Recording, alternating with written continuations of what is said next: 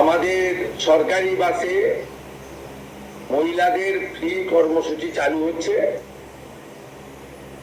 আমরা এই ক্ষেত্রে প্রাথমিকভাবে সমস্ত মহিলাদেরকে সুযোগ দিলেও পরবর্তীকালে এনরোলমেন্ট করে একটা কার্ড তাদের দিতে করব, কারণ যাতে এই লক্ষ্মীর ভান্ডারের মতো ওখানেও মহিলা ব্যতীত অন্য কেউ যাতে এই সুযোগের অসদুপায় ব্যবহার করে মিসইউজ না করতে পারে, সেটাও আমরা পরবর্তীকালে করব। আপাতত আমরা সেক্ষেত্রে সকলকে সুযোগ দিচ্ছি।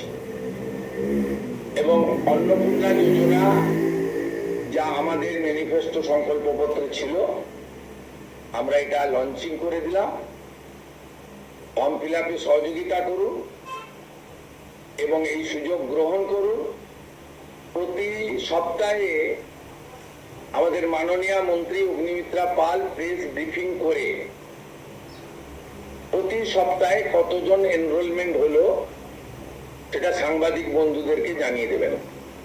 3 তারিখে আমি এবং আমার অন্যান্য ক্যাবিনেট কলিগরা থেকে আমরা ট্রান্সফারের কাজ শুরু করব। তারপরে ঠিক 7 দিন অন্তর অন্তর মাননীয় মন্ত্রী তিনি প্রেস ব্রিফিং করে জানিয়ে দিবেন যে এত লক্ষ ভেরিফিকেশন হলো এবং তারা লক্ষ্মীর ভান্ডার থেকে বেরিয়ে অন্নপূর্ণা যোজনায় চলে গেল।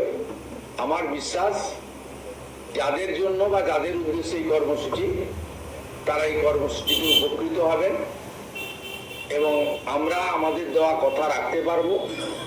ওই প্রক্রিয়াটা সম্পূর্ণ করার জন্য যে লক্ষ্যমাত্রার সময় আমরা দিয়েছি, হয়তো তার আগেই 1 মাসের মধ্যেই কমপ্লিট হয়ে যাবে।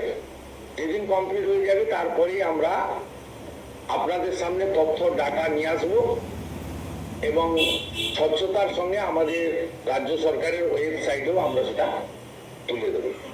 আপনাদের সকলকে ধন্যবাদ জানিয়ে এইটা ফর্ম, এটা বিস্তারিত ওয়েবসাইটে দেওয়া থাকবে এবং বাংলাতে থাকবে, ইংরেজিতেও থাকবে এবং কিছু বিশেষ এলাকার জন্য হিন্দিতেও থাকবে।